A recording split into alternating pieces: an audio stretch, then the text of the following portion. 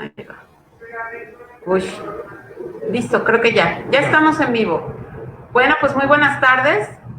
Saludos aquí a todos los de Comunidad Creativa de Educación Libre. Ya estamos todos listos, ya está José Carlos aquí con nosotros. Y les pido de favor que si tienen preguntas, las pueden ir escribiendo en el chat para poderles responder. Si no estuviste ayer en nuestro video de presentación, esta charla está principalmente dirigida a maestros y a personas que trabajamos en escuela. Pero si eres papá y te interesa la educación de tus hijos, pues también estaría muy padre que te integraras y escucharas la plática que tenemos preparada para hoy. ¿Ok? Entonces, pues, José Carlos, puedes comenzar. Gracias. Pues muy buenas tardes y de nuevo, pues muchas gracias por la invitación para compartir aquí con ustedes y pues me da mucho gusto que esté dirigido a maestros que están interesados en hacer las cosas diferentes desde las aulas, ¿verdad? Y pues si hay papás también, espero que sea de utilidad lo que vamos a compartir y pues cualquier duda, como ya comentaron, aquí está el chat. Y igual ustedes, Rox, me pueden interrumpir en el momento que consideren oportuno que amplíe algo de lo que voy a decir o que quieran preguntarme algo, ¿verdad? Claro. Me interrumpen porque voy a poner una presentación y se va a ir viendo la diapositiva y yo voy a ir narrando, entonces ya no los voy a ver a ellos, ¿ok? Entonces, ¿empezamos? Sí, gracias. Muy bien. Bueno, pues el tema de hoy es, pues le pusimos así, ¿verdad? ¿Qué sigue después del COVID? Sabemos que, pues ahorita hay una situación distinta, ¿verdad? En las escuelas no estamos trabajando de manera presencial y esto ha sido un reto para todo el sistema educativo, ¿verdad? Y para los que estamos trabajando en este sector que es la educación, tanto con niños como con jóvenes. Pero bueno, esperando a que volvamos a estar con los chicos de manera presencial, es que vamos a situar esto, ¿verdad? Digo, lo que vamos a ver hoy, esta propuesta, que está principalmente basada en la teoría social del aprendizaje, en los principios de las neurociencias, del aprendizaje del cerebro, pues también podríamos tratar de acoplarlo en este tiempo que estemos a distancia, vía remota, o en línea con los niños, ¿no? Entonces, pues lo que vamos a estar compartiendo ha sido en base a experiencias que nosotros mismos hemos desarrollado en la organización social que tenemos aquí en Nuevo León y en otros lugares donde hemos tenido la oportunidad de trabajar con niños y también capacitado maestros, ¿no? En este tema. Entonces, pues, vamos a empezar con esta frase que yo creo que es muy común para todos, ¿no? De dime lo olvido, enséñame lo recuerdo, involúcrame y lo aprendo. Entonces, eso tiene que ver con el concepto de que tengamos de aprendizaje, ¿verdad? Siempre cuando vemos un maestro actuar, cuando vemos un maestro que está en un aula y las actividades que hace con los niños, esas actividades, ese rol que él toma, nos alumbra o nos hace ver en qué cree ese maestro, cuáles son sus presuposiciones acerca de cómo aprenden los niños, ¿verdad?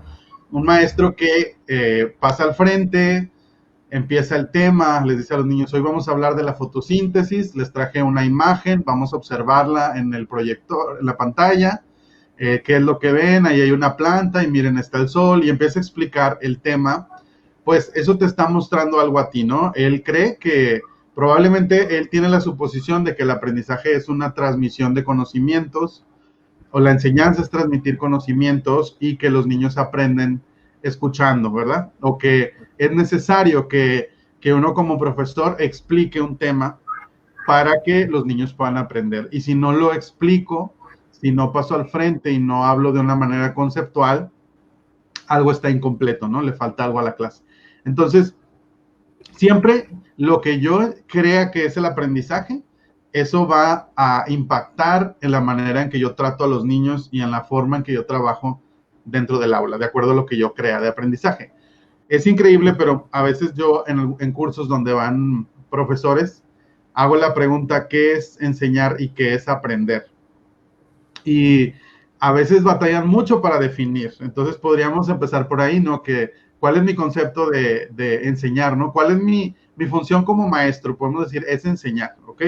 Por ejemplo, o podríamos decir, es ayudar a que los niños aprendan, ¿verdad? Ahí nos estaríamos centrando un poquito, centrarme en la enseñanza, o sea, en mí como yo el factor principal del proceso de aprendizaje, o centrarme en el que aprende, ¿no? Mi rol es ayudar a que otro aprenda, ese es mi rol, no tanto enseñar, sino ayudar a que otro aprenda, ¿no? ¿Y cuál es qué es aprender? ¿Qué significa aprender? Generalmente nos topamos con que la definición de aprendizaje está más ligada al conductismo, a la memorización, a la mecanización. O sea, se cree que aprender es memorizar, es obtener conocimientos, etcétera. Entonces, eso evidentemente va a impactar en la manera en que ese maestro trabaja con los niños, ¿no? Entonces, vamos a ver una definición desde las neurociencias de lo que significa aprender. Esta definición es de la Asociación Educar de Buenos Aires, Argentina, que bueno, han hecho una investigación en neuroeducación muy importante, y esta definición pues está basada en las aportaciones de las neurociencias. Entonces de acuerdo a neurociencias, cualquier variación en las conexiones sinápticas que puedan generarse a través de tres cosas, ¿no?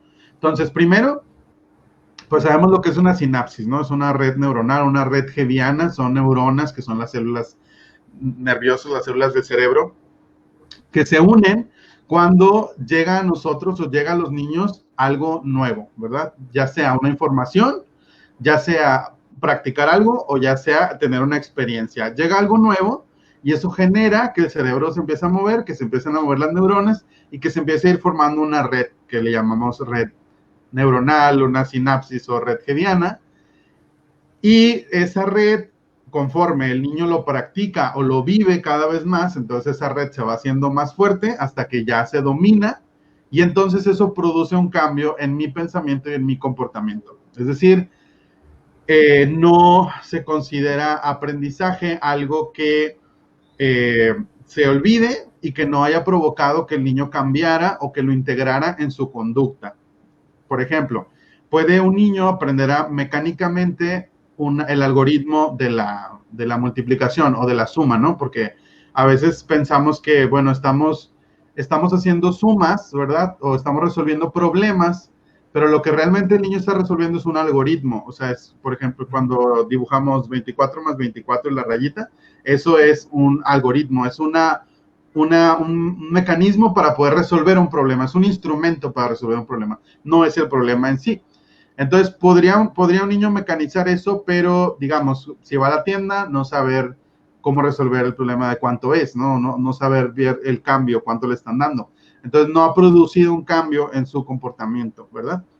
Entonces, esa variación sináptica se puede hacer a través tanto de la información teórica, ¿verdad? Y aquí podemos decir, ok, entonces si transmito conocimientos y doy cátedras, entonces voy a estar generando redes sinápticas. Pudiera ser porque esta información teórica con la que el niño se topa, para que genere esos cambios, necesita ser una información que sea significativa para él, que esté de acuerdo a su zona de desarrollo próximo, que sea de interés, sea algo que conecte con sus talentos, o sea, una necesidad que él tiene en ese momento para poder resolver una incógnita, por ejemplo. Entonces, sí, esa información teórica va a originar esas variaciones. Prácticas, pues también cuando el niño se acerca a algo que puede practicar acerca de un proyecto, acerca de algo de la vida diaria, acerca de algo de la cocina, o de un taller de herramientas, o de construir un mueble, o de diseñar un juego, etcétera. Y experiencias de vida, ¿verdad? Visitas, excursiones, algún evento que se haga en el aula, etcétera. Cada que se topa el niño con esta información, prácticas, experiencias, empiezan las variaciones sinápticas, ¿verdad? Entonces, eso sería una definición del aprendizaje, que evidentemente para mí esto es aprender, entonces mi chip como maestro cambia a que mi rol entonces, si aprender es que se generen variaciones sinápticas, entonces mi rol es favorecer a que esas redes se puedan hacer. Y entonces voy a ofrecer información teórica, prácticas y experiencias, no una cosa más priorizada como dar un 80% de información teórica y una pequeña práctica al final, ¿no? o la actividad del libro, verla como una experiencia de vida, una práctica, porque muchas veces no están contextualizadas, no tiene que ver con el niño. Entonces, esto se trata de algo que conecte con el niño, que realmente sea algo en lo que él pueda estar involucrado, ¿no? Entonces, me convierto en un facilitador de estas experiencias, de estas prácticas, o ese facilitador de que el niño se tope con esa información teórica que no necesariamente tiene que venir de mí, que esa información teórica puede venir de un libro, de una enciclopedia, de un documental, de un maestro invitado, de un especialista, de una visita que hagamos al museo, de una película, etcétera. Esa información teórica se encuentra en todas partes, ¿no? Entonces, bueno, este sería el concepto de aprendizaje con el que yo quise iniciar. Y bueno, eso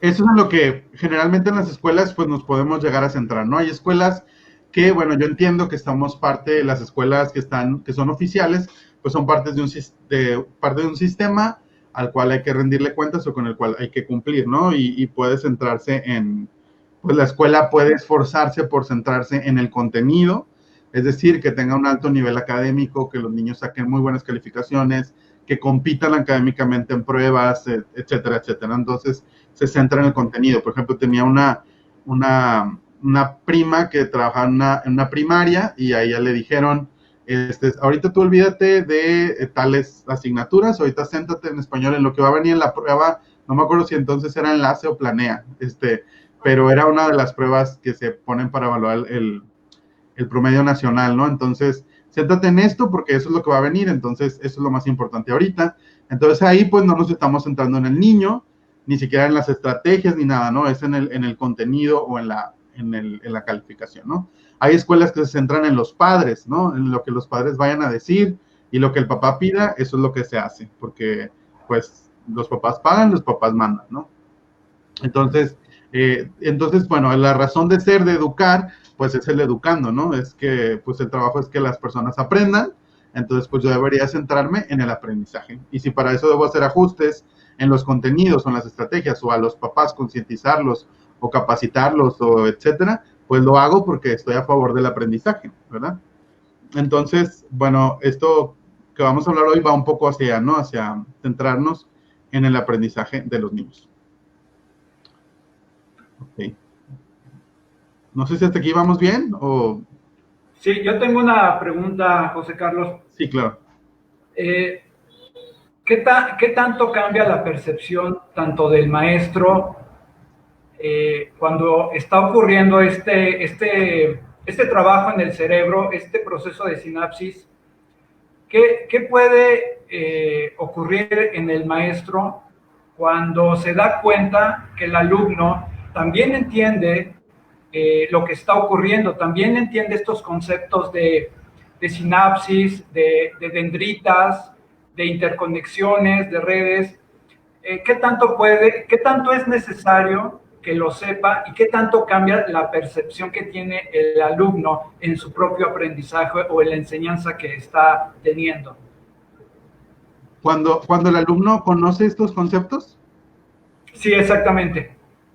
Ok, pues no he reflexionado tanto al respecto, ¿verdad? En que si el niño lo sabe tal cual, así conceptualmente, no me ha tocado tener así la experiencia con un niño que yo sepa que el niño sabe lo que está sucediendo, más que pues los niños más grandes que ya se topan con los temas pues del sistema nervioso, de lo que es la neurona, ¿no?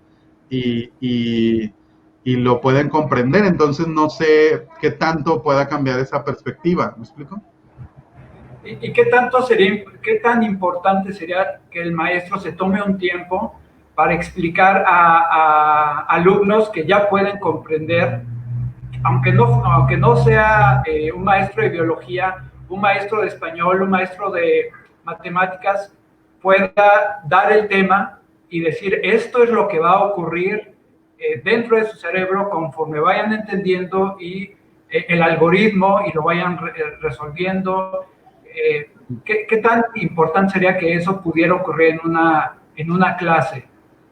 Yo creo que sería muy interesante porque creo que el niño sería más consciente de su propio proceso de aprendizaje, o sea, ¿qué me está ocurriendo en mi cerebro? Y decir, con razón, esto lo puede aprender muy fácil y he aprendido mucho sobre los volcanes porque como es algo que me interesa, mi cerebro está disponible, entonces tengo muchas redes. Y lo digo porque aun cuando trabajamos con maestros y que vemos este tema, o con personas que trabajan con niños, no necesariamente profesores, es como algo que de asombro, ¿no? Decir, ajá, cuando decimos, es cuando te hace clic algo que dices, ya lo entendí, es como que se hizo la conexión, y entonces ya la persona se hace más consciente.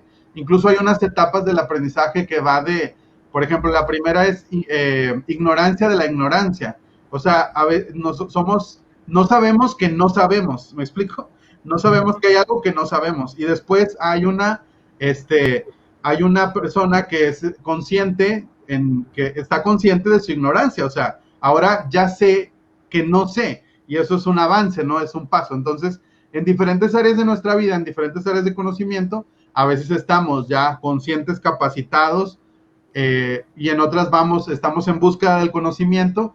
Otras cosas ya sabemos que no lo sé, pero ya sé que existe eso que no me lo sé, y en otras ignoramos, ¿no? Entonces, si a la persona adulta eso le llama la atención y lo hace ser consciente, pues también creo que a los chicos que ya tengan una madurez, pues para entender esos conceptos, ¿no?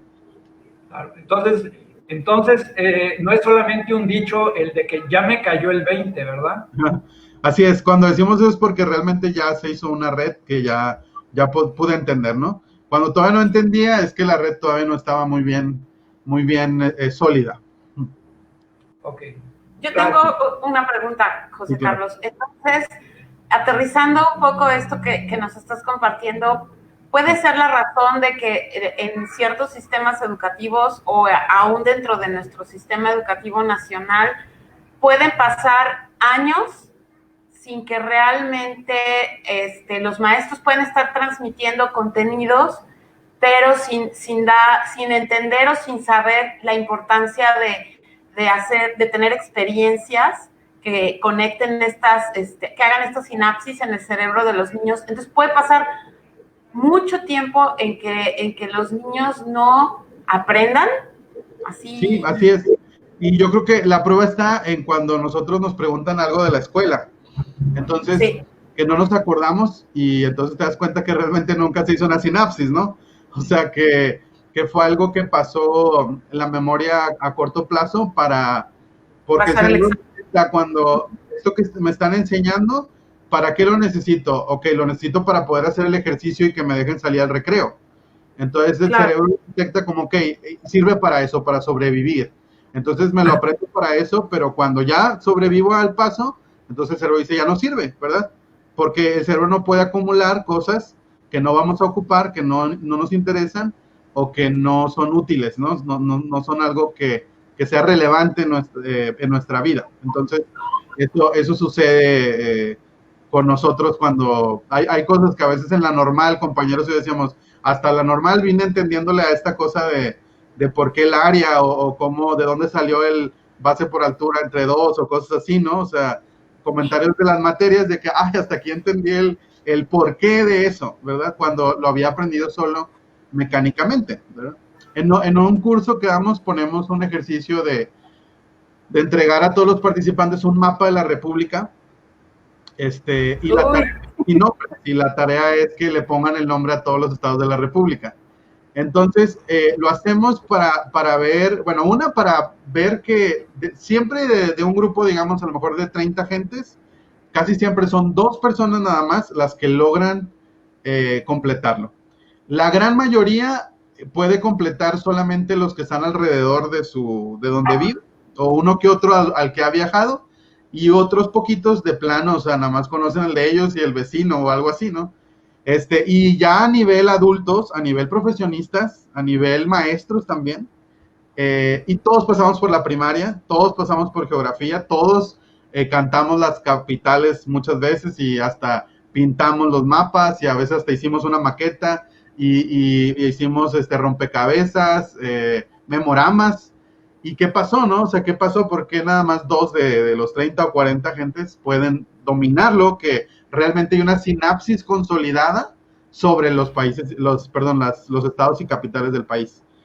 Entonces, al preguntarle a ellos, cuando ellos pasan al frente, ¿por qué crees que pudiste? ¿Por qué crees que lo lograste? ¿O por qué crees que te lo sabes por completo?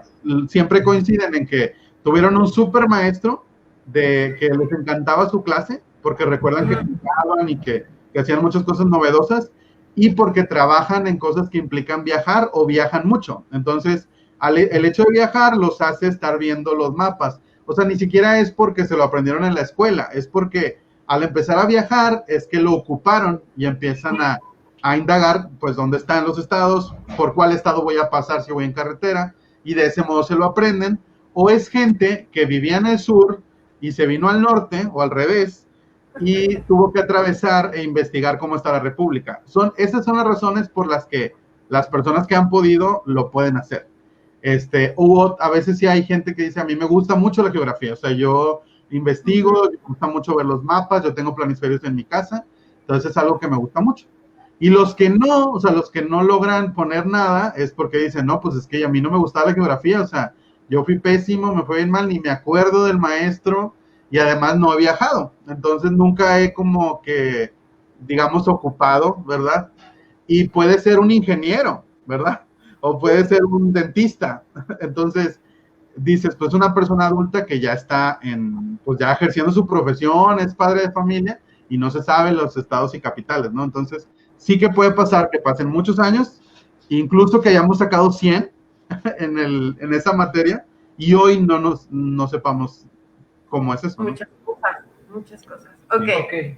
Vamos pues, ahí voy. Bueno, esa experiencia, creo que le iba a comentar un ratito, ahorita hago referencia a ese ejemplo que puse del mapa. Entonces, hay un concepto que se llama aprendizaje situado, que viene de un concepto de que es la cognición situada, o sea, que nosotros aprendemos en relación a un contexto, en relación a una situación, ¿verdad? Y bueno, esos autores nos dicen que pues el aprendizaje se desarrolla en un contexto social y se requiere que tú pertenezcas a ese contexto.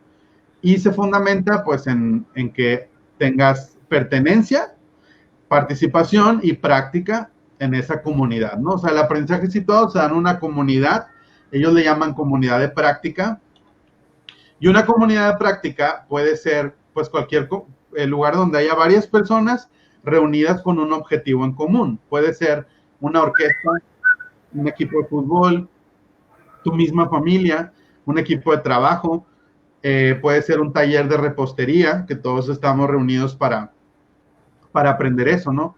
Puede ser la iglesia, puede ser gente que se reúne para un proyecto común, una labor social, por ejemplo. Entonces, el pertenecer a esa comunidad de práctica te lleva a aprender y tú te sientes que perteneces ahí, que puedes participar ahí, puedes practicar tus conocimientos en ese lugar que a ti te interesa estar, ¿no? Entonces, hay una autora que se llama Frida Díaz Barriga y ella habla de que el aprendizaje situado en la escuela se puede dar de diferentes maneras, ¿no? O sea, tú puedes situar el aprendizaje en un proyecto, por ejemplo, en un proyecto que los niños tienen que desarrollar, porque un proyecto tiene un fin, tiene algo a lo cual llegar que se socializa, o sea, se comparte con otros, ¿no? A diferencia puede ser, no sé, una unidad didáctica, ¿no? Que es un tema, por ejemplo, la granja, y simplemente vemos el tema de la granja, no hay un fin para socializar, pero un proyecto puede ser la presentación de una obra de teatro, por ejemplo. Entonces, es una comunidad de práctica que está preparando una obra de teatro, y a lo largo de esa preparación de la obra de teatro, vamos aprendiendo muchas cosas sobre diferentes materias, y al final, pues, se presenta la obra de teatro. O sea, culminamos ese proyecto que se socializa con el resto de la comunidad escolar. O puede ser el proyecto de elaborar un recetario para la abuelita, ¿no? Entonces, al final le entregan el recetario a su abuela o a su mamá, ¿verdad? Con recetas de cocina, y a lo largo de la elaboración de ese recetario, vamos aprendiendo cosas sobre distintas materias. Un poquito más adelante vamos a ver algunos ejemplos de esto, pero eso es lo que sería como situar el aprendizaje en una comunidad de práctica, ¿no? Entonces, ya hablamos de pues estos 3 elementos de toda comunidad, que tú te sientes que perteneces, participas y puedes practicar. Entonces, pues cuando tú te sientes que perteneces a un lugar, que eso es lo que habría que buscar en las aulas, que el niño sienta que su aula es su comunidad de práctica, ¿no? Es como un laboratorio al que vamos a experimentar, en el que nos vamos a reunir para aprender algo en común, algo que nos interesa a todos o que nos dan la oportunidad de aprender en equipos en base al interés o de hacer diferentes cosas, pero el punto es que él sienta que pertenece a ese lugar. En la asociación civil, una vez un amigo psicólogo que nos orientaba, nos dio la idea de pues son niños que han recibido maltrato y todo esto, entonces de poner un mural con las fotos de ellos. Puede ser por toda la escuela o puede ser en cada salón de clases, depende de la cantidad de niños. Donde hay una foto de cada niño y nosotros le pusimos ese mural. ¿Sabías que eres especial? Como llamativo, y luego las fotos de ellos de donde hemos ido a paseos o donde están jugando con un maestro o una maestra, y eso los iba a hacer sentir a ellos que ellos tenían un lugar ahí, o sea que ellos tenían un lugar seguro al cual ir y era su comunidad, ¿no? Entonces cuando ellos estuvieran en riesgo o en peligro fuera, ellos se iban a acordar que había un lugar en el que se les amaba, ¿no? Entonces yo creo que eso es muy importante, independientemente que los niños no vivan en un ambiente de maltrato, que él pueda sentir que pertenece a tu aula, porque eso lo va a hacer que él se sienta en un ambiente familiar, que él quiera construir su identidad ahí, en ese lugar seguro, y que adquiera las prácticas culturales que se están manejando en ese salón, porque cuando perteneces a una comunidad, pues te comprometes con esa comunidad, ¿no? Diferente a que el niño todo sea muy individual, todo sea muy apersonal, que no haya mucha relación y el niño solamente sienta que va a un lugar a cumplir con tareas, ¿no? Entonces la pertenencia es muy importante. En una comunidad, pues te dan chance de participar, ¿verdad? No solamente es que estés sentado diciéndote qué hacer, nada más lo que te digan que hagas, sino que tú puedes tener participación activa, ¿no? Entonces participas en actividades significativas, tienes opciones para la experiencia, y la participación activa es más importante que un aula escolar, materiales y exámenes, o sea, porque recordemos que el aprendizaje la sinapsis se genera a través de participar activamente, a través de tener experiencias, ¿no? Entonces, tanto la pertenencia como la participación son muy importantes, y pues la práctica, evidentemente, ¿no? Algo que no se practica, se olvida, ¿no?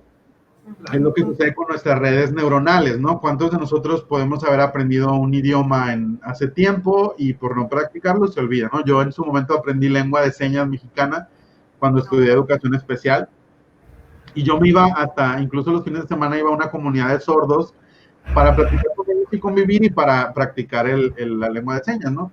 Y incluso en mi evaluación salí como, no me acuerdo, era la letra A, pero no me acuerdo cuál era la sigla que era el puntaje alto, ¿no?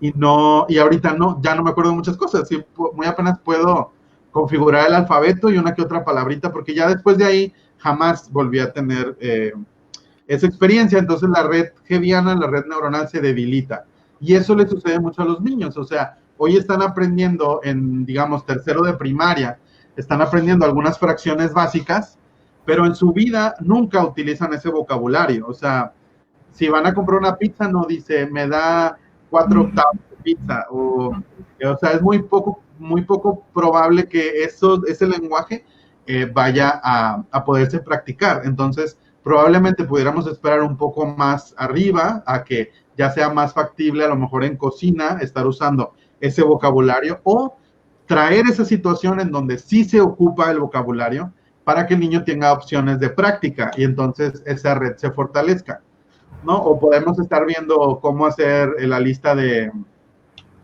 la tienda y calcular cuánto te vas a gastar, pero el niño nunca lo hace realmente, o sea, nunca lo practica yendo a la tienda, o cuando los papás lo llevan, ni le dan chance de ver los precios a él, etcétera, ¿no? Entonces, la práctica también es muy importante. Entonces, en una comunidad de práctica, pues así se llama, pues se practica, ¿no? Se practica el conocimiento, y eso te da oportunidad de aportar tus contribuciones, de adquirir saberes basados en la experiencia, de solucionar problemas, y pues, te da un significado, ¿no? El estar experimentando tu propia práctica. Entonces, bueno, esos son los 3 elementos que podemos buscar que existan en nuestras aulas, ¿no? Que se sientan que pertenecen, que tengan participación activa y que puedan practicar los contenidos que estamos viendo en situaciones que verdaderamente se utilizan, ¿no?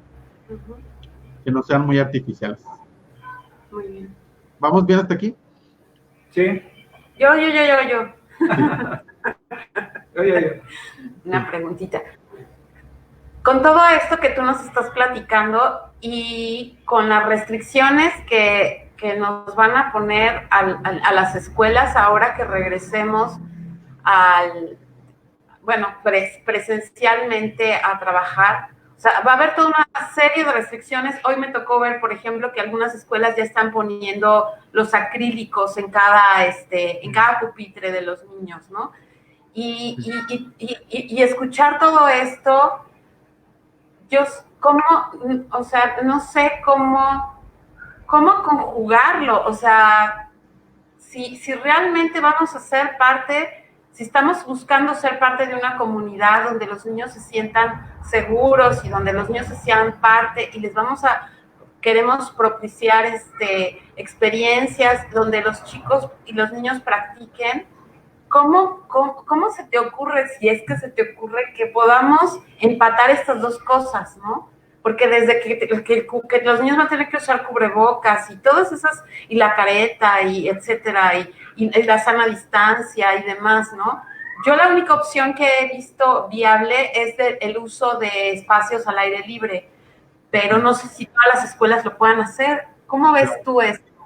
Sí, pues sí, definitivamente va a ser un gran reto. Yo no me imagino, no me imagino que volvamos y sea así, como que yo imagino que se regrese y se regresa normal, ¿no? Pero es evidente que probablemente no sea así. Entonces yo creo que tendría que haber mucha colaboración de parte de la comunidad de padres de familia y disposición de los directivos, de los maestros, para poder usar estrategias alternativas, ¿no? Por ejemplo, tal vez, si hay padres de familia comprometidos, plantear una forma de trabajo semipresencial, es decir, que se esté trabajando en base a proyectos y algunas cosas las vayan resolviendo en casa y luego se pongan puestas en común, donde a lo mejor no vayan todos los niños, ¿no? Que se turnen ir un tiempo cada quien durante el día, o unos un día y otros otro día, que de hecho una escuela se estaba planteando hacerlo así, empezando el ciclo escolar, hasta que cancelaron el inicio, pero cuando habían dicho que se iba a empezar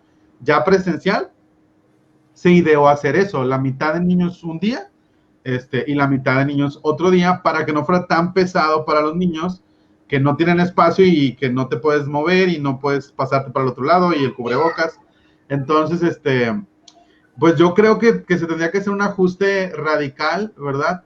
Porque no, o sea, si tienes un salón que con capacidad para 25 niños y lo tienes con 25 niños, todos sin poder moverse de su lugar, es muy difícil, ¿no? O sea, realmente, pues, ¿cómo haces experiencias desde su lugar, ¿no? Caerías en las mismas actividades rutinarias, ¿no? Entonces, podríamos echar mano del uso del aire libre, de menos cantidad de alumnado que se turnen por días, de involucrar y hacer entender a los padres cómo se puede aprender desde casa de una manera experiencial.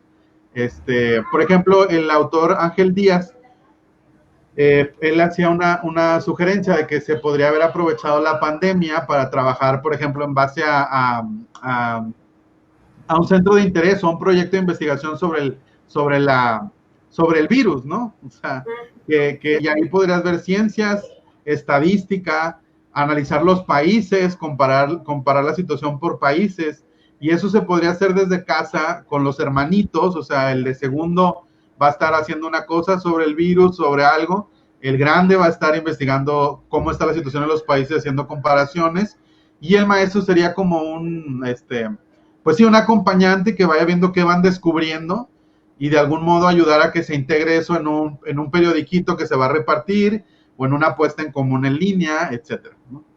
Okay. Entonces, sí, yo creo que va a implicar que se piense muy bien, pero ahí va a influir mucho eso que comentaba del concepto que tengamos de aprendizaje, lo que nos lleve a adaptar todo, aún con esta situación, a favor del aprendizaje. O sea, cómo en este momento, de este modo, con lo que tenemos al alcance, los niños pueden aprender más y mejor. ¿Qué de las cosas que se tienen que aprender son más importantes que ahorita aprendan, ¿no? O sea, ¿qué es más importante ahorita? Que el niño, pues es que ahorita hay un chorro de cosas por aprender, o sea, están sucediendo bastantes cosas en el mundo, ¿no? La economía, la política, la salud, las diferencias sociales, ¿no? Los que sí tienen recursos y los que no. Hay un chorro de cosas para analizar con los niños, y que los niños es algo que están viviendo, ¿no? Que están escuchando a diario, entonces se podría echar mano de ahí. Claro. Ok, Muy bien. gracias. Bueno, seguimos. Ok, entonces, bueno, ok, otro punto importante, ya hablando de la cuestión del cerebro, pues aquí hay un concepto que se llama mielinización. Esto tal vez es orientado a niños más pequeños. Es un índice de maduración cerebral, ¿verdad? Porque hay una sustancia que se llama mielina, que es la sustancia que recubre los nervios de todo el cuerpo. Entonces, cuando un bebé pues se puede rodarse o puede empezar a gatear, es porque ya se va mielinizando esas partes del cuerpo, ¿no? Y ya él está más maduro esa área del cuerpo, y entonces el niño ya puede gatear, luego ya se puede parar, y luego ya puede caminar y correr, ya está completamente maduro o mielinizado.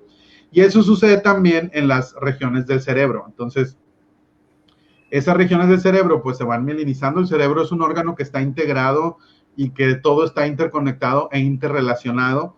Por eso cuando una persona tiene un accidente y pierde una función y va a rehabilitación, el cerebro se conecta con otras áreas menos especializadas, pero que intentan sustituir esa área que ya quedó dañada, y sí la pueden reemplazar en cierto modo, pero no al 100%. Y eso es lo que sucede con los niños cuando los forzamos, como si estuvieran en rehabilitación, a usar un área que todavía no está madura, o sea, que todavía no está mielinizada. Entonces, como el cerebro es tan maravilloso y es tan interconectado, pues empieza el niño a jalar de otras áreas que sustituyan o reemplacen esa área principal, y entonces sí aprende, ¿verdad? Sin embargo, no es algo que esté muy consolidado, ¿no? O sea, no se aprende con el área que es mejor para eso, ¿no? Por ejemplo, la lectura y la escritura, ¿no? O sea, se fuerza a los niños. Por ejemplo, aquí tenemos un dato, ¿no? Los niños de 6 y 7 años con frecuencia no pueden ver lo suficiente como para leer bien. O sea, ahí es una cuestión de maduración ocular, ni siquiera es una cuestión de madurez mental. Estamos hablando de algo físico que sucede en el cuerpo, ¿no? Los ojitos de los niños no están maduros, ¿no? No pueden ver tan rápido, no pueden tener esa discriminación de formas naturalmente. Evidentemente, si se forza ese proceso, pues el cerebro del niño lo va a lograr, porque hay gente que dice, pues como mi niño en ese colegio sí aprendieron a los 3 años o los 4 años, ¿no? Es que de que se puede, ¿no? Como a Piaget le preguntaron alguna vez si entonces era posible adelantar el desarrollo de un niño, y él decía que era posible, pero no era algo bueno, ¿no? Entonces, la lectura implica que el niño perciba formas, tenga relación sonorográfica y movimientos visuales sofisticados. Entonces, cuando todavía no está mielinizada esta región del cerebro que permite que suceda eso en el cuerpo, pues entonces el niño aprende con otra área que no es la ideal, ¿no? Y esto es lo que hace que no pueda haber sinapsis que perduren en el tiempo, ¿no? Porque medio se forma la red, pero entonces tenemos niños que pueden estar decodificando, o sea, interpretando lo que está ahí, los símbolos, pero se batalla con la comprensión o se batalla con el gusto y la actitud por la lectura. Y no hay una lectura crítica, una lectura de la que se pueda leer entre líneas o ver las intenciones del autor, ¿no? Es poca la gente que lo puede hacer.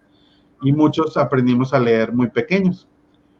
Entonces, hasta que un niño no puede razonar, retener la forma de la letra y relacionarla con conceptos, no puede leer sin estrés, ¿no? O sea, va a poder hacerlo, pero con estrés o con presión.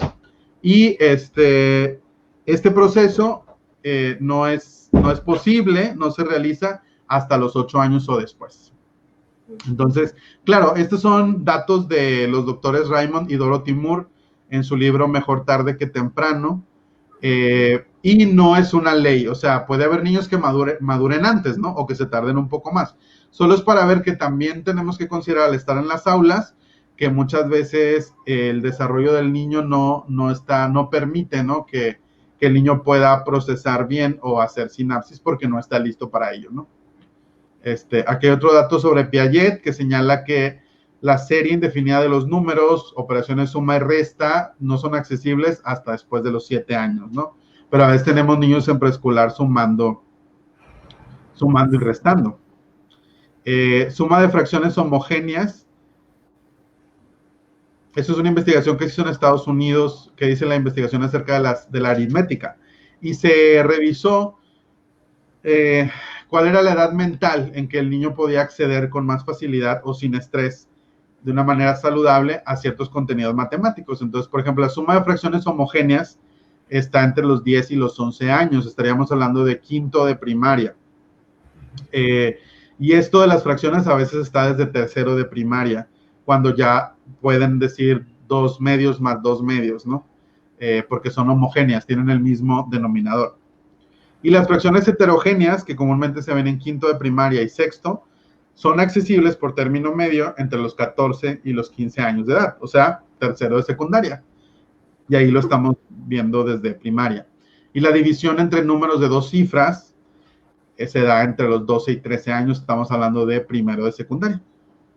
Entonces, esto está generalmente en cuarto de primaria, ¿no? Entonces, sí, a veces los programas están acelerados y yo tengo que ser muy crítico en ese aspecto de qué contenidos son razonables para la población que tengo, ¿no? Sabemos que, bueno, la política aquí de la educación es que tenemos una propuesta curricular y su nombre lo indica, ¿no? Es una propuesta, no es una impuesta, ¿no? Es como algo que, bueno, se supone, ¿no? Eso es lo que se dice en la teoría, en el papel. Es algo que se propone y que cada escuela tiene la responsabilidad de ajustar, de adecuar en base a las características de su población y de sus necesidades. Entonces, de esa propuesta curricular, la escuela debería ser un proyecto curricular de centro, que aquí en México las escuelas no están obligadas a hacerlo, pero en otros países europeos, por ejemplo, sí. Cada escuela tiene su proyecto curricular de centro que lo saca de esa propuesta curricular del Estado. Y la escuela hace su propio currículo, obviamente basándose en el del Estado, pero adecuado a su contexto, a su realidad. Y de ese proyecto curricular de centro, cada maestro lo adapta para su aula, ¿no? Entonces, ahí es donde podríamos considerar esta cuestión de la maduración. Entonces, pues bueno, por último, en cuanto a este punto del cerebro, es que todos los niños nacieron para aprender, ¿no? Nuestro cerebro, lo que más le gusta hacer es aprender. Entonces, eso es algo que tenemos a nuestro favor. No sé si hasta aquí hay alguna cuestión. Pues no sé si la gente que nos está acompañando quisiera hacer alguna pregunta. En cualquier momento la pueden realizar. Usar el chat usar el chat para poder, alguna inquietud, algún comentario. Yo quisiera, no sé si es pregunta o comentario, sobre la palabra aprender. Yo en algún momento leí que el aprender es atrapar y que lo podemos relacionar cuando me apropio, ya soy consciente de ese aprendizaje, ya me lo apropié y ya lo puedo transferir a diferentes contextos, porque ya tengo la experiencia en una situación dada, me apropié entendí los procesos y finalmente ya puedo resolverlo dentro o fuera de la casa, en una excursión, en un terremoto, ya puedo reaccionar y saber qué hacer, ya sé qué es triaje, ¿no? Ya sé qué es punto de reunión, etcétera, ¿no? ¿Qué pasa cuando, precisamente lo que acabas de puntualizar, José Carlos, qué pasa cuando queremos avanzar a un ritmo que no es el del alumno? Queremos decir, tienes que lograrlo porque tengo la presión de dar cuentas de que si hayas consolidado este aprendizaje. ¿Qué le estamos haciendo y provocando a este alumno? Aparte del estrés que le provocamos y nos provocamos. Claro. Sí, pues suceden varias cosas de acuerdo a la personalidad y la fortaleza de los niños, ¿no? Puede haber niños que a nivel emocional, digamos, como renuncien a lo que ellos son, ¿verdad? Por poder eh, tener la aprobación o tener el visto bueno del adulto y sentirse como quien dice, con una recompensa social, ¿no? Con un afecto de parte del adulto porque logré esto y entonces el adulto está satisfecho conmigo y eso me hace sentir bien, aunque tenga que hacer algo que no me gusta, ¿verdad? Entonces, a nivel emocional puede suceder eso, además del estrés, ¿verdad? A nivel físico puede ser, como mencionábamos hace un momento, que el niño sí lo aprenda para el momento, porque utilizó otras áreas de su cerebro que no eran especializadas para eso, pero al fin de cuentas el niño lo sacó a flote porque pues había que hacerlo, ¿no? Se presionó, este, y para cumplir con algo, con una expectativa externa, ¿no? Que tengo es un mecanismo de supervivencia, ¿no? O sea, tengo que, una amenaza, porque me voy a quedar sin recreo, porque me voy a sacar una mala calificación, porque me van a poner un reporte, porque mis papás van a ver la boleta y se van a decepcionar de mí, porque todos mis compañeros ya se lo saben y yo no, porque se van a burlar de mí porque nunca me saco bien las cosas. O sea, son puros condicionamientos externos que el niño tiene, son amenazas a las que el niño tiene que sobrevivir, entonces se tiene que sobreesforzar para lograrlo, pero pues evidentemente hay un daño emocional, ¿verdad? Emocional, además del daño físico, porque pues está comprobado que entre más chiquitos los niños han tenido que ir a la escuela, mayor es el índice de niños que usan lentes. Entonces, cuando ha bajado la escolaridad obligatoria, digamos, cuando, no tengo ahorita el dato súper exacto, pero cuando la edad para ir a la escuela era de 8 años, había, digamos, un niño con lentes por cada 10. Y cuando se fue bajando y bajando hasta los 6 años, ya teníamos 5 niños con lentes por 5 que no usaban lentes, ¿no? Entonces, entre más se esfuerza a los niños, más rápido se usan lentes. Estamos hablando que estamos dañando el cuerpo de los niños, me explico, estamos dañando su vista de por vida. O sea, ya un niño de preescolar que ya trae lentes, es que pues ya le dañaste su vista para toda la vida, ¿no? Entonces, a menos de que haya una corrección con un tratamiento de lentes o de cirugías, etcétera, pero eso sucede por sobreesforzar pues el cuerpecito del niño, igual como pasa con los niños que los llevan desde muy temprano para ser atletas o para ser gimnastas, ¿no?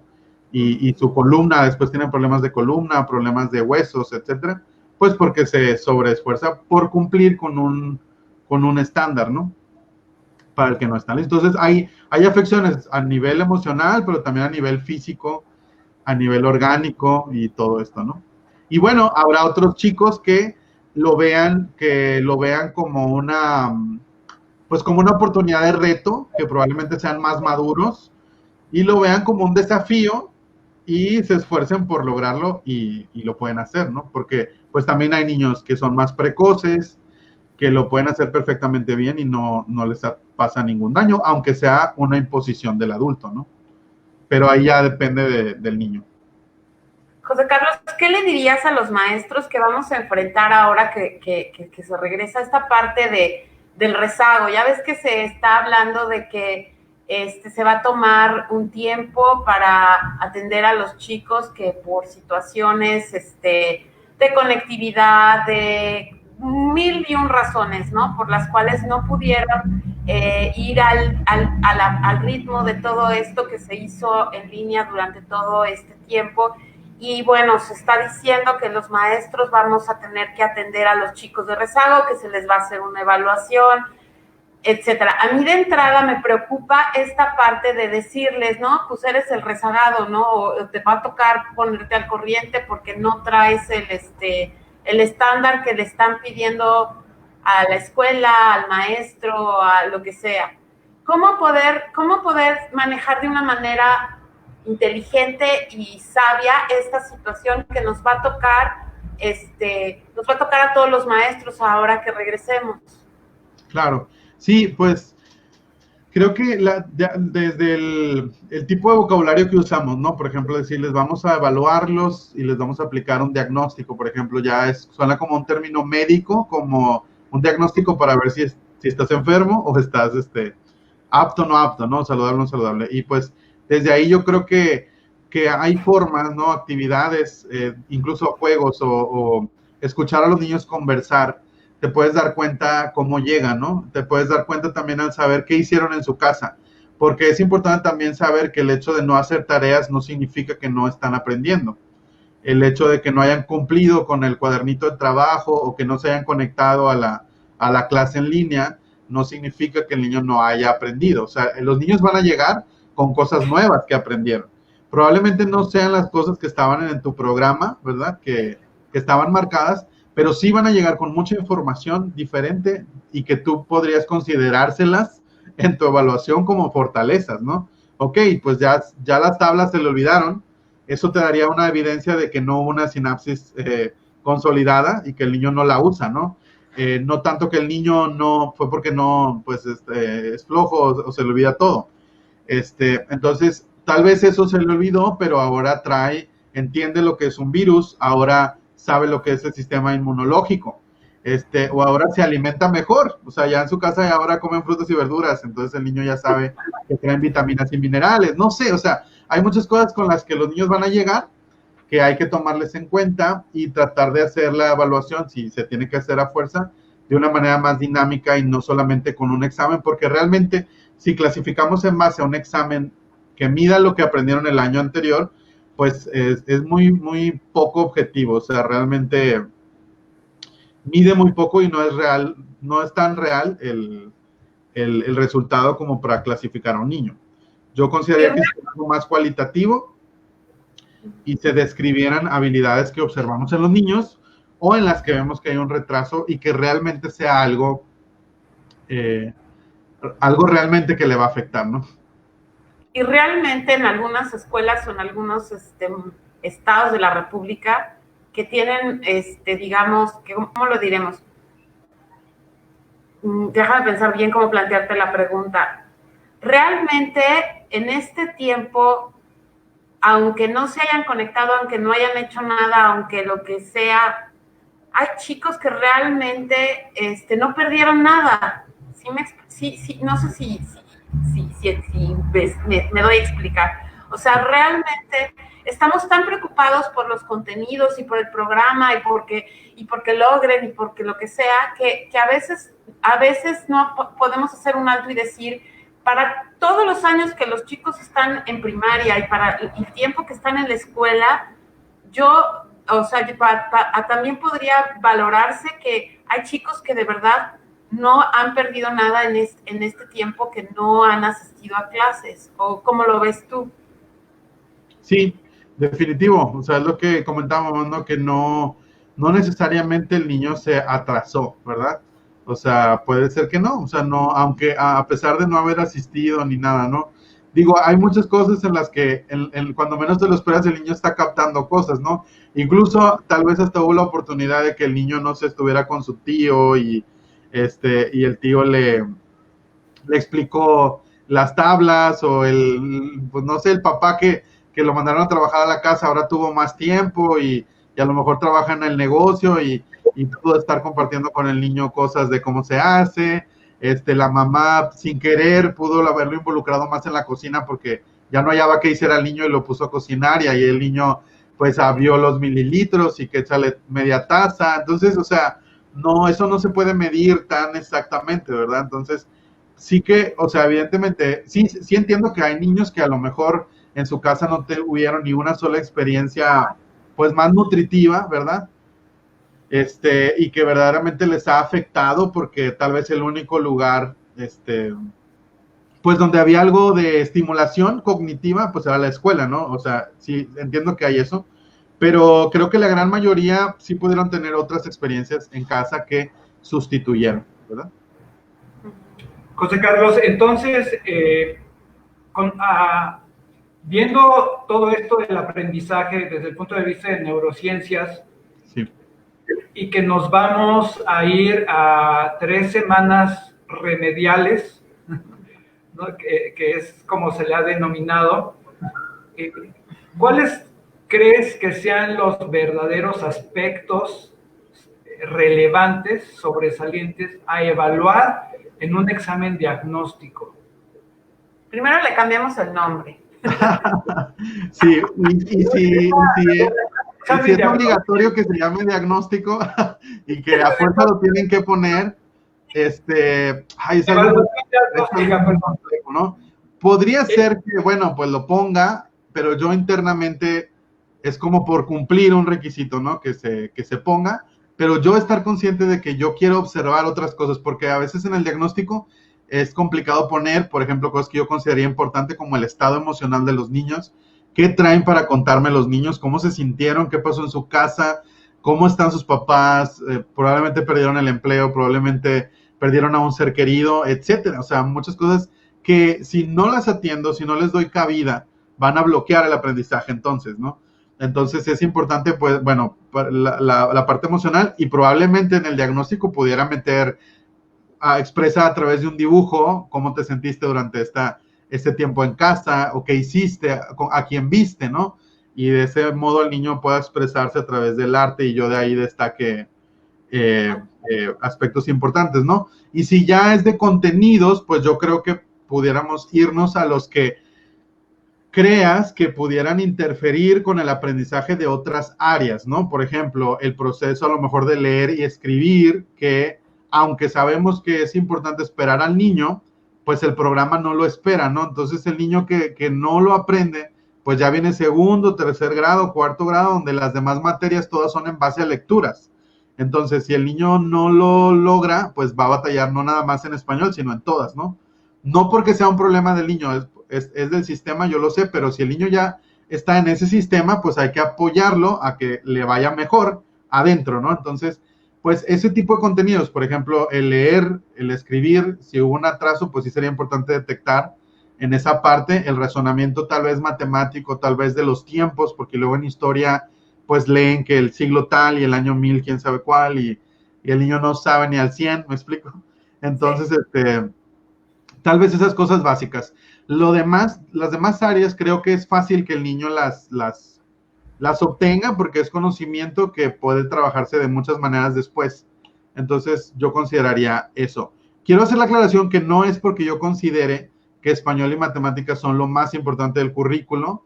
Estoy hablando, poniéndome en el lugar de estar en una escuela trabajando donde te imponen aplicar eso, y que el niño de todas maneras va a estar en esa escuela. Entonces, ¿cómo le ayudo más, no? Por ejemplo, nosotros recibimos niños que sí van a la escuela y vienen, por ejemplo, en primer grado de primaria, las mamás los llevan a apoyo escolar porque el niño no ha aprendido a leer y escribir.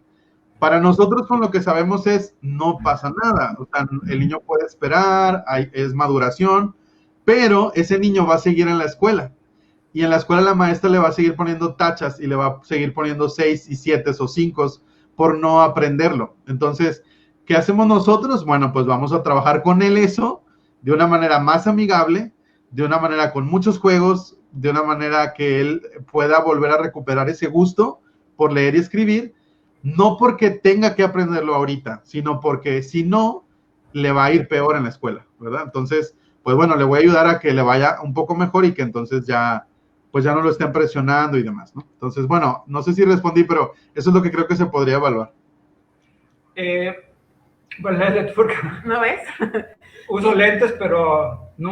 Dice, sé que esta es una charla para maestros, pero yo soy mamá homeschool y también se me hace súper interesante. ¿Qué le recomiendan a los padres de familia ahora que veo mucho estrés respecto al regreso a clases? ¿Qué le dirías a los papás que están todos preocupados de que sus niños no aprendieron? Pues yo creo que les diría lo mismo que dije hace un momento, ¿no? Yo sé que es muy complicado, o sea, es muy complicado, hay una diversidad de familias, yo sé que hay familias que lo están sufriendo porque no están acostumbradas a estar con sus hijos muchas horas, y el hecho de que sus niños se vayan a la escuela por mediodía es un alivio, y ahora que están todo el tiempo ahí, pues lo que ellos quieren es que ya se regresen a las escuelas. A veces creo que no es tanto porque no estén aprendiendo, sino es porque ya no saben qué hacer con ellos en la casa, ¿no? O porque los mismos niños ya no quieren estar en la casa. Entonces, pues necesitan buscar poder equilibrarse ellos internamente para tomar fortaleza y poder aprender a estar con sus hijos, ¿no? Aprender a convivir con sus hijos. Claro que es muy difícil aprender a hacerlo en medio de una pandemia, ¿no? Donde estás limitado. Si no lo buscaste hacer cuando había posibilidad de salir, de muchas cosas, ahora es más complicado, pero no tenemos muchas opciones, ¿no? Entonces, si no se va a regresar, porque ya es un hecho, ¿no? Ya es un hecho que no se va a regresar a clases, entonces no queda, pues, muchos caminos más que buscar estar bien, ¿no? Buscar en la medida de lo posible estar bien para los niños y entender que el niño puede aprender en la casa muchas cosas, ¿no? Y otra cosa que probablemente recomendaría, si es más estrés, pensando en los padres, ¿no? Para el papá, la dinámica familiar se torna en un campo de batalla y se hace una situación más estresante por cumplir con la escuela, yo sugeriría que dejaras de lado un poquito la escuela. O sea que la otra vez hice una publicación similar y ahí me llegaron muchas críticas de gente diciendo que cómo me atrevía como a animar a los papás a que sus niños no hicieran las tareas y de todos modos van a pasar, ¿verdad? Pero ese no es el fin de mi comentario. O sea, mi comentario no va a que no hagan lo que les piden, total como quiera van a pasar a sus hijos. No va en ese sentido. Va en el sentido de que si yo como papá estoy comprometido con mis hijos y yo puedo jugar con ellos y les puedo poner un video y eso va a hacer que mis hijos se sientan mejor y que yo me sienta más tranquilo, que estar pegado en la computadora, que estar regañando al niño porque no pone atención, que estar estresado porque en la tarde tenemos que hacer las tareas y enviar las evidencias y luego ya no tengo impresora y tengo que ir al ciber y ya se me acabó el dinero y se hace todo un pleito familiar, mejor relájate, ¿verdad? O sea, total, el niño cumpliendo con todo eso, de todas maneras no puedes asegurar que realmente esté aprendiendo, porque realmente lo único que se está haciendo es cumplir con evidencias, porque el maestro necesita ver que están haciendo algo para él justificar que está trabajando y el director justificar que esa escuela está trabajando y que los papás no reclamen porque no están enseñando. O sea, es como una apariencia, ¿me explico? Es como algo que para que se vea bien, pero no es pensado en que el niño aprenda. Es más bien pensado en sacar adelante el programa, en terminar, en tener la evidencia de que sí trabajamos. Entonces, sí, para ti, volviendo al punto de las familias, ¿qué le recomendaría? Es eso, ¿no? Relajarse, sí buscar, obviamente, no dejar que los niños, dejarlos sin atención, caer en la negligencia, pero tú puedes buscar hacer muchas cosas. Digo, Internet está lleno de opciones, de recursos, de niños, hay plataformas incluso que están mucho más interesantes que lo que el maestro le está mandando, y no porque el maestro no quiera hacerlo, es que no estamos preparados para algo así, es que el sistema educativo y los colegios, pues no, o sea, tú estabas preparado para trabajar con el niño en el aula, pero el hecho de enseñar en línea tiene toda una ciencia detrás, ¿no? Hay incluso hasta maestrías en educación a distancia que te preparan para poder crear un entorno virtual donde se pueda dar el aprendizaje, pero no es el caso de los maestros, ¿no? Ellos están dando su mayor esfuerzo, pero si tú como papá les puedes echar la mano y que tú trabajar con tu hijo y mostrarle al maestro que el niño está avanzando, que el niño está aprendiendo cosas, pues qué bien, ¿no? O sea, fabuloso, ¿no? Entonces, no caer en que sea una batalla familiar por cumplir con la escuela. Muy bien. Pues vamos a seguir y ahorita seguimos con los comentarios, ¿sale? Ok. Ahí va. Bueno, pues voy a adelantarme un poquito por el tipo de preguntas.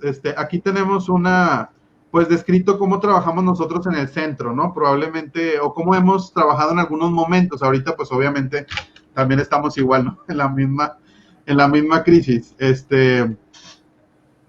Entonces, pues aquí le llamamos evaluación inicial en vez de diagnóstico, ¿verdad? Pero tampoco es que los niños sepan que llegaron a la evaluación inicial. Simplemente los maestros saben que cuando los niños llegan, se hace una evaluación inicial, pero no se les dice a los niños, vamos a evaluar. O sea, simplemente vamos a hacer unas actividades, vamos a jugar, vamos a platicar de esto, del otro, pero el maestro sí sabe lo que está observando, ¿verdad? Luego se hacen agrupamientos, no es por grado escolar, sino por grupos de edad. Esto por la cantidad de niños, tenemos pocos niños, y otra porque no estamos una escuela oficial, es un centro de apoyo a niños en situación de riesgo y maltrato que los corrieron de la escuela o no terminaron la escuela, ¿no? El aprendizaje vivencial, como lo vimos en un momento, el aprendizaje situado y el enfoque en desarrollar habilidades sociales y emocionales. Entonces, pues nos basamos en eso del aprendizaje situado, ¿no? Se trabaja a partir de proyectos reales y las asignaturas se organizan en torno a estas situaciones planteadas, ¿no? Puede ser un proyecto, como les decía un momento, un proyecto común, una unidad temática o unidad didáctica, un taller, por ejemplo, un taller de elaboración de piñatas o un taller de repostería o un taller de carpintería, etcétera.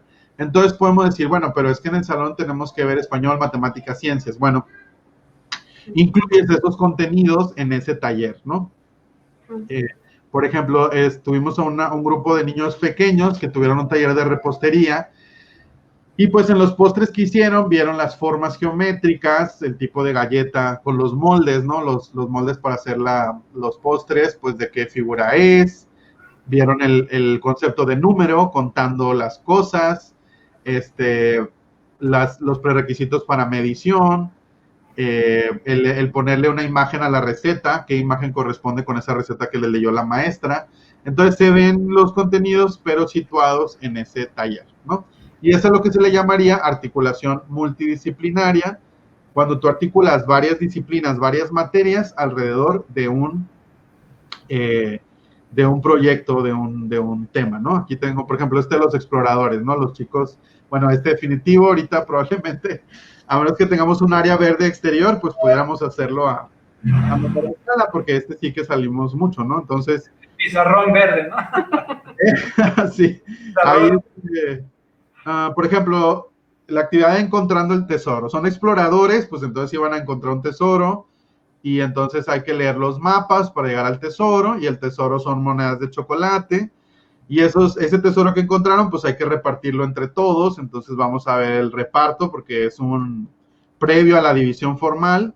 Entonces, pues ahí estamos viendo español, matemáticas, fuimos a volar un papalote, entonces hay que hacer el instructivo porque bueno, no sé cómo le llaman ustedes, cometa, papalote, pero aquí puede ser papalote, el cometa, o no sé cómo le llamen, pero yo invité, por ejemplo, a mi papá, que es el que lo sabe hacer, a que les enseñara a los niños cómo hacerlo. Entonces lo hicieron y luego los niños redactaron un instructivo y lo hicimos en grande, en computadora. Y aparte yo les tomé foto a cada paso del instructivo, o sea, cuando estaban cortando el triángulo, una foto y así. Entonces ya ellos tenían que armar el instructivo, el enunciado con la foto que era de ellos mismos haciendo el papalote, ¿no? Pusimos una tienda de campaña y ahí ellos iban en ciertos momentos del día para trabajar la lectura, fluidez, velocidad y comprensión, ya que se notan cansados, vámonos a la tienda de campaña, a jugar un rato y a leer un rato ahí. Y pues también refrigerios como estas naranjas, igual para trabajar las fracciones. Entonces, en un mismo tema que somos los exploradores, está algo situado en una experiencia, ahí gira los aprendizajes esperados de las diferentes materias. No hay como cada cosa por separado, ¿no? Solamente español y no lo relacionamos con nada, sino todo está integrado en un contexto real. Entonces, eso es a lo que se refiere el aprendizaje situado. En este caso fue situarlo en una experiencia, puede situarse en un proyecto o puede situarse en un ambiente simulado, que es como que les voy a mostrar, que hicimos de la escuela se hizo como un hospital y es un ambiente simulado, o sea, el ambiente real pues es un hospital de verdad, pero nosotros simulamos ese ambiente y aprendemos en ese ambiente simulado. Y aquí tenemos pues la farmacia, pediatría, el quirófano, y pues igual, ¿no? Los niños van y pues en pediatría, depende de la edad, pues pueden hacer la ficha del bebé y cuánto mide su cabecita y cuánto prepararle la comida, etcétera, la leche, etcétera. Y acá en el quirófano, pues por ejemplo aquí está un mono, es una piñata que le quitamos todo y la pintamos de color carne y se abrió de un lado, entonces podían abrir al mono que simulaba al humano.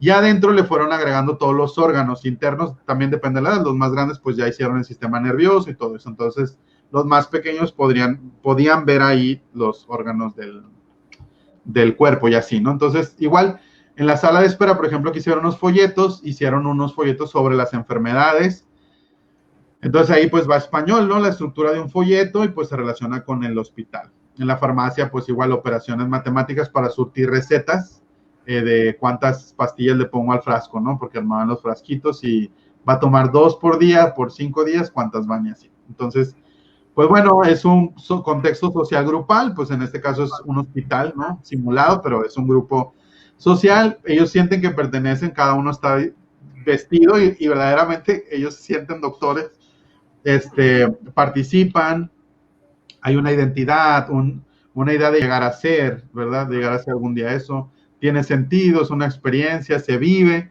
hay una práctica activa y mucha participación, ¿no? Entonces, esto es como una de las formas en las que se puede hacer algo más dinámico, cumpliendo con un currículo. Por supuesto que en este caso es muy, muy flexible, pero igual podría ser un poco más estricto si la escuela no permite flexibilizarlo tanto.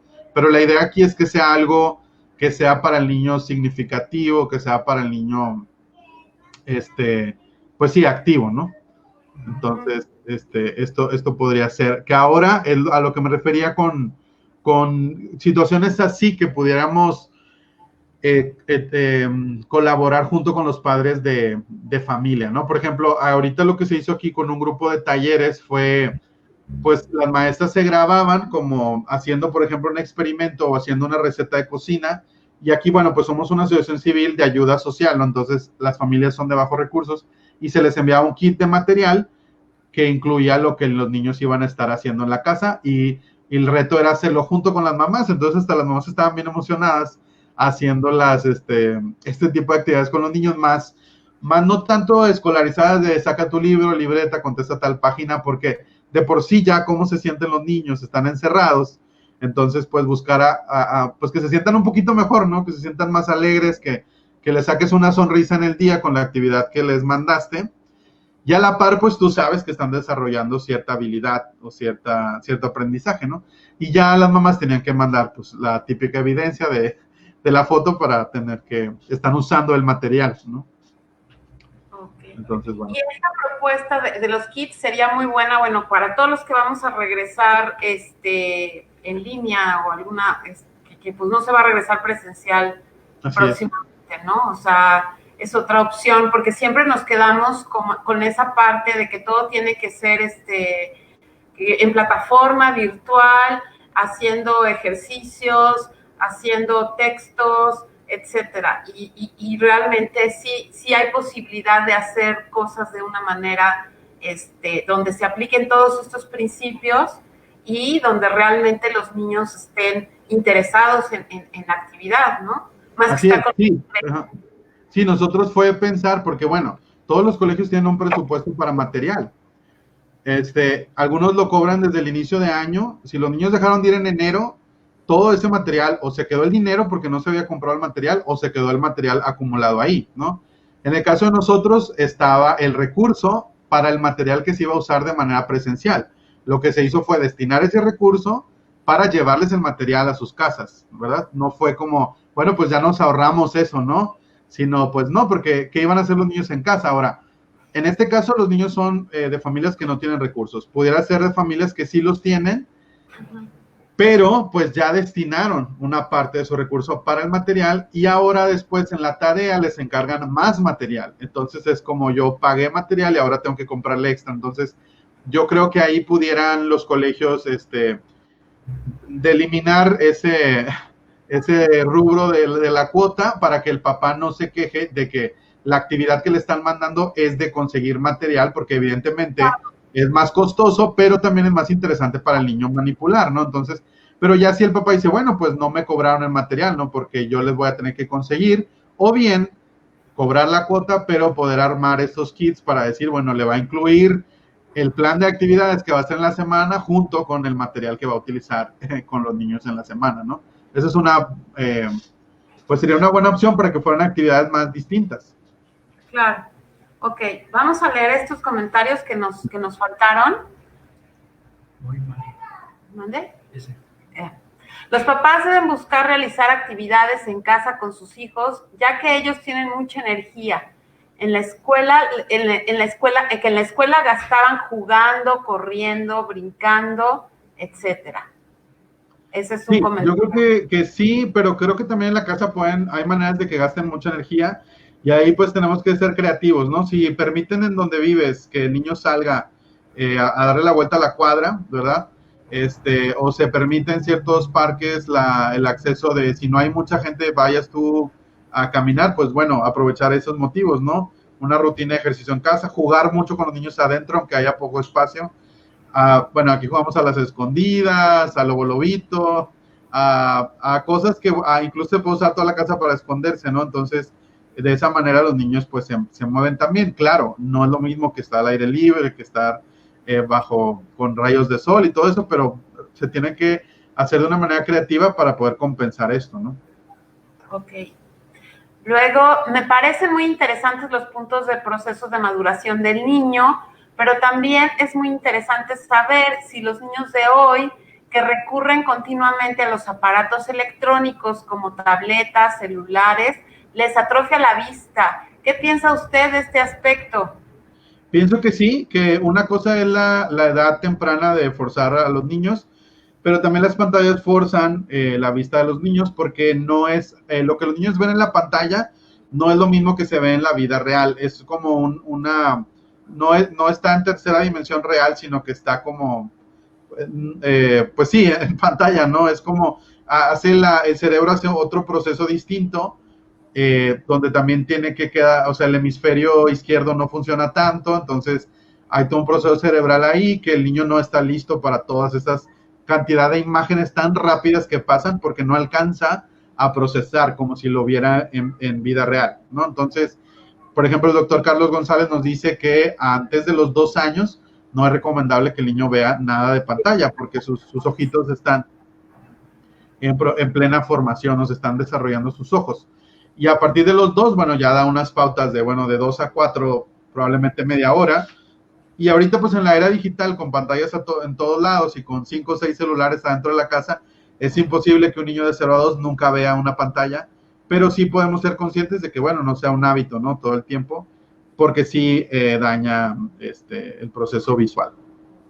Ok, nos saltamos esta, dice, creo que el profesor José Carlos tocó un punto importante, el niño siempre está aprendiendo y eso me parece maravilloso. Sin embargo, muchos piensan que en este momento de confinamiento, donde los niños no están acudiendo a la escuela, ellos no están aprendiendo. Sin embargo, creo que han acumulado mucho conocimiento y el día que regresen a las aulas, ojalá y todo este conocimiento y sentimientos acumulados en el confinamiento sean acogidos por los profesores. Creo que esto ya platicamos hace rato, ¿no? De que sí, prometemos sí hacerlo. Ajá. Sí, que se tomen en cuenta todo lo que los niños sí aprendieron en esta pandemia, porque sí aprendieron muchas cosas diferentes. Muy bien, parece que ya no tenemos más preguntas, José Carlos. Pues redondeando la charla, creo que tenemos un reto muy, muy grande delante de nosotros. Sí. Porque sí hay un deseo de hacer las cosas de manera diferente. Es necesario que se hagan las cosas de manera diferente ahora que regresamos todos a trabajar a las escuelas. Pero realmente,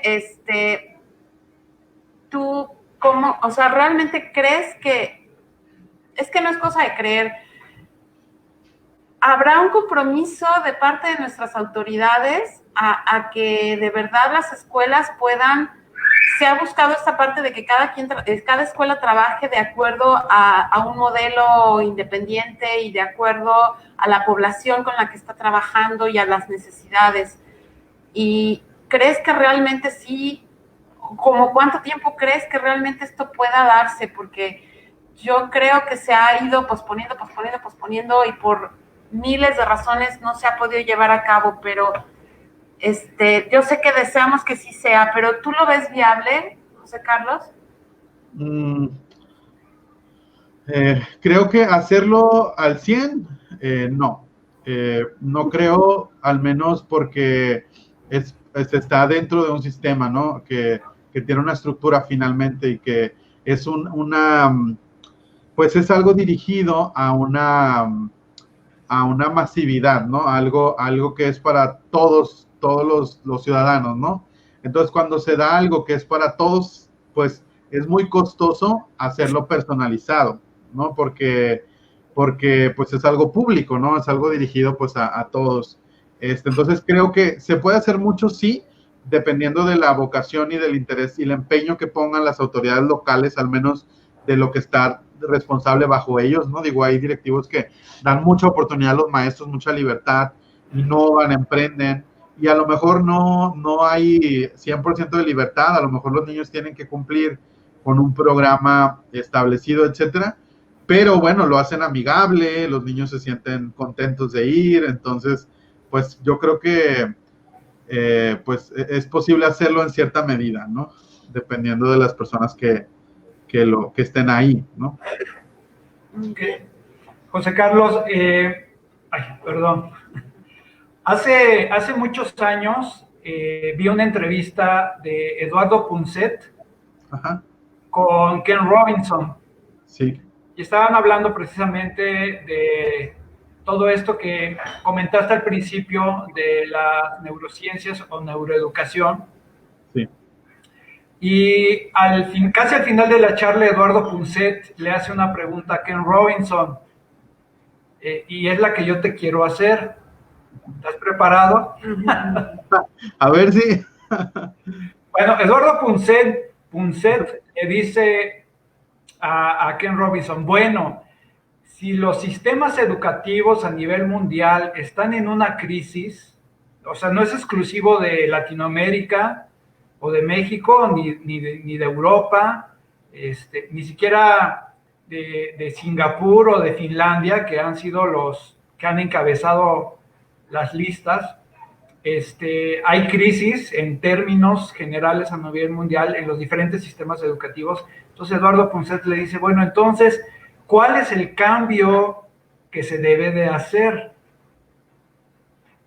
¿Tú qué podrías, tú qué le hubieras respondido Eduardo Punset si te estuvieras entrevistando? ¿Qué cambios crees que debería de haber en los sistemas educativos? En el sistema educativo mexicano. Bueno, ¿para qué? Vamos a delimitar nuestro Okay. ¿Qué cambios crees que, hablando en términos, ¿cómo se llama? Categóricos, ¿no? De una manera, ¿qué cambios se deben de realizar en nuestro sistema educativo mexicano? Creo que yo observo que en el papel, por ejemplo, si analizamos bien la propuesta curricular, nos vamos a encontrar todos los principios de la neurociencia y de la teoría social del aprendizaje ahí. Claro. Entonces, esto me parece un error de algo estructural, algo en donde ya llega esa propuesta, donde baja a la realidad. Entonces, porque está escrito, ¿no? Está dicho que tenemos una propuesta que se debe adaptar, ahí vienen los principios pedagógicos, te dice sobre la inclusión, te dice sobre centrar el aprendizaje en contextos reales, te dice, incluso ya se manejan niveles, no grados, o sea, primero y segundo tienen 2 años para lograr esto, o sea, todo está ahí. Entonces yo creo que el cambio más importante está en quien ejecuta eso, ¿no? Y a veces entonces yo como docente en un aula, yo puedo decir, ok, yo me amparo en esto que me dicta mi autoridad, ¿no? Aquí está el programa, y si esto es lo que me rige a mí, entonces yo voy a cumplir con esto, ¿no? O sea, si realmente lo hago, ya voy a tener mucho porcentaje ganado en que los niños aprendan mejor, si realmente lo tomara en cuenta, ¿no? Todo eso que se dice en la lectura. Luego viene un escalón más arriba, ¿no? Que sería el directivo, porque me ha tocado trabajar con chicos, bueno, fui maestro universitario por 8 años de chavos de pedagogía, y luego ya escuchaba sus historias ya cuando eran maestros. Entonces era como, pues sí, o sea, yo lo escucho a usted y está muy padre porque sí creo que el niño debe jugar y todo, pero luego yo estoy jugando con los niños y entra la directora y los sienta a todos y me regaña a mí, ¿no? Entonces, bueno, entonces ahí vemos que un directivo no está entendiendo bien ni siquiera sus funciones que le corresponden de acuerdo a la autoridad, que es la Secretaría de Educación, ¿verdad? pero luego él tiene a alguien más arriba que es un inspector que llegaba también al salón y le decía al maestro, préstame el libro de un niño para ver en qué página van. Entonces el maestro era, bueno, pues es que ni hemos usado el libro, o sea, hemos hecho otras cosas más creativas, no es que se debe de usar y están obligados a usar su editorial y aparte los libros de la SEP. Y eso no es legal, ¿verdad? O sea, eso no está en ningún lado del programa ni de los lineamientos de educación ni en la ley general, porque los libros son un recurso. Entonces ahí es como, yo pues digo, pues entonces ¿de dónde viene eso, no? Por un lado está ya en el papel todo, pero luego en la ejecución ya no se entiende muy bien, ¿no? Entonces, yo digo que ahí está el cambio. La respuesta que le da Ken Robinson a Eduardo Punset es que el cambio posible que se debe dar en los sistemas educativos son los contenidos. ¿Tú qué opinas de esta respuesta? O sea, pienso que sí podría influir, ¿verdad? Por ejemplo, en el orden de a qué contenido se le dedica más o se le da más prioridad, ¿no? Pero, sin embargo, creo que sería igual porque, bueno, dentro de un sistema educativo puede estar dicho, ¿verdad? O sea, digamos, hay una reforma en base a eso, ¿no? Lo que se deben de cambiar los contenidos y ahora se van a cambiar los contenidos, ¿no? Pero finalmente luego en la ejecución puede que no, ¿verdad? O sea, puede que no se respete o finalmente no se venga haciendo como ya pasa, que hay cosas buenas, que ya ha habido cambios, ¿verdad? O sea, vamos a darle un cambio en el orden del programa, vamos a darle un cambio en el enfoque. Antes eran clases separadas, ahora se va a trabajar en base a proyectos. Por ejemplo, en español ya se tiene tiempo bajo los proyectos y están los proyectos sugeridos. ¿Y qué pasa? Que el maestro usa esos proyectos como lecciones de libro. Vamos a abrir el libro en la página tal, el proyecto es tal, vamos a leerle. Ahora, o sea, ya hubo el cambio de enfoque, ya hubo el cambio de metodología, pero se sigue haciendo igual. Entonces, ahí yo creo que es algo mucho más grande que no permite que, aunque haya esas propuestas de cambiar los contenidos o cambiar la metodología o cambiar los principios pedagógicos, no, o sea, no. Y creo que también el cambio viene de la familia, o sea que también creo que el cambio más necesario es en los paradigmas de los padres de familia, que finalmente fueron formados en el sistema escolar, ¿no? Pero si los padres de familia cambiáramos ese chip, entonces crearíamos las escuelas en las que queremos que los niños aprendan, ¿no? Entonces, si no los puedo educar yo, bueno, yo crearía esa escuela donde a mí me gustaría que mis hijos estuvieran. ¿Cómo me gustaría que fuera el ambiente de esa escuela donde mi hijo vaya, ¿no? Entonces, y si no la puedo crear, colaboraría con un creador de una escuela y sería un padre comprometido para que esa escuela salga a flote, ¿verdad? Claro. Pero entonces creo que los padres de familia son un elemento que daría mucha fuerza para que realmente se cumpliera tal cual está establecido en el caso de que hay lineamientos favorables. Okay.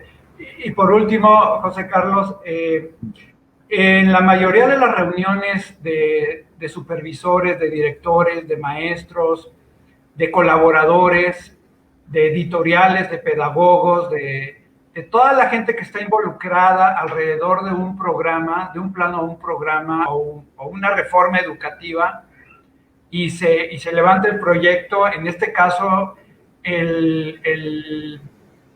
los aprendizajes clave, que es el documento de casi 600 páginas que se tiene de la educación básica aquí en México. ¿Qué piensas tú, José Carlos, de que dentro de todas estas reuniones que se dan a puerta cerrada, a puerta abierta, la persona que nunca está en este tipo de reuniones es el estudiante? Nunca está. Yo le comentaba hace muchos años a un supervisor que por qué no en estas reuniones de consejo técnico se invitaba a 3, 4 estudiantes de secundaria y que nos dieran sus puntos de vista de lo que estamos platicando, porque finalmente se platica de los estudiantes. Sí. ¿Qué pasa? ¿Por qué crees que no se da que el centro, el objeto. Qué feo. Sí, Dice, creo que es porque, bueno, pues vivimos en una sociedad donde los niños no son valorados, no tienen voz ni tienen voto, y cuando se les escucha, porque luego hay de repente que dicen vamos a hacer un censo infantil y cosas, ¿no? Pues es igual, son datos, ¿no? Que no se traducen igual en cambios reales a favor de ellos, ¿no? Entonces yo creo que pues la voz de ellos importaría mucho, porque pues eso nos marcaría también la pauta de cómo se sienten, pero yo creo que esto a veces va más allá de las personas que pueden redactar un currículo, que probablemente entiendan al niño, pero esto está más alto que ellos, ¿no? O sea, es como tener toda la buena intención, pero finalmente es un sistema que lo ejecuta en donde no se busca, digamos, el bien del niño realmente, ¿no? Pero sí, me parecería genial que los niños participaran, por ejemplo, en los consejos técnicos, ¿no? Sería bueno. Porque en los años, hay un documento que leí que en los años 70, ajá, los consejos técnicos estaban formados por padres de familia, estudiantes, el conserje, los maestros, obviamente el director y el supervisor, ¿no? Y de hecho, por ejemplo, todavía en el programa habla de eso, ¿no? Le llama la comunidad escolar. Y yo recuerdo cuando estaba en la normal que yo leía eso y decía, pues yo nunca he visto una escuela donde realmente la comunidad escolar sea la comunidad completa. Incluso te habla de involucrar a la comunidad, o sea, al señor de la tienda, a la de la tortillería, los empresarios que hay cerquita a la escuela. O sea, te habla de toda la comunidad que está aledaña, ¿no? Pero es tan aprisa el programa, es tan metódico, que es como, pues llega a la escuela el director, maestros, y ya se acabó el horario, los papás ahí dejo a los niños y me voy, no sé nada de esto, no hay tiempo para llevar a los niños a la tortillería con el panadero, entonces no es real, o sea, no existe esa comunidad verdaderamente que haría muchos aportes a que las cosas fueran mejor en la escuela, ¿no? Claro. Okay. Pues ya no hay más preguntas, ya no hay más comentarios, y pues nos podríamos estar aquí hasta las 12. Hasta las 12 de la noche. Es un backstage que tuvimos la otra vez. Muchísimas gracias, José Carlos. Ay, se nos fue esto. Muchísimas gracias por tu tiempo, muchísimas gracias por tu generosidad de compartir todo lo que sabes. De verdad, ha sido un tiempo muy, muy valioso. Y bueno, vamos a difundir toda esta información para llevarla a que muchos maestros, a que muchos directores, a que muchos papás puedan escuchar y de verdad poner en este engrane, que cada quien haga lo que tiene que hacer, porque de verdad depende de nosotros. No podemos estar esperando que una autoridad o que el presidente o que el secretario o que el supervisor venga y quiera cambiar las cosas. Yo creo que nosotros como comunidades tenemos que empezar a hacer cosas para que las cosas sean distintas. Y yo creo que ese es el deseo que nosotros tenemos, ¿no? Y pues no sé si quieras decir algo ya para terminar, José Carlos. Sí, gracias. Pues reforzar eso que estás comentando, ¿no? Que está siempre, ya sabemos o sea, los no ya los tenemos, ¿no? Es como, no se puede, no lo permiten, tengo que poner el diagnóstico a fuerza, no tienen internet, o sea, ya sabemos, ¿no? Ya sabemos que estamos en medio de eso, pero entonces, ¿qué sí puedo hacer? O sea, ¿qué sí con mi voluntad y mi buena intención para con los niños, eso que sí me permite hacer? Y eso que puedo hacer, aunque sea muy chiquito, entonces hacerlo, porque eso puede hacer la gran diferencia en la vida de los niños. Y pues no olvidar que muchas veces nosotros, un profe, pues es el único factor protector o el factor protector más grande que tiene un niño, ¿no? Que puede ser un alivio en tiempos de pandemia en vez de una crisis en tiempo de pandemia, ¿no? Claro. Bueno, pues muchísimas gracias, José Carlos. Queda la invitación abierta para una segunda charla. Gracias. Si la tenemos ahora que haya semáforo verde. Presencial. Me gustaría mucho, y yo creo que la gente que nos ha acompañado, pudiéramos tener una segunda charla, y si lo coordinamos, claro, a vísperas de empezar el ciclo escolar de manera virtual, ¿no? En los diferentes estados, los diferentes niveles,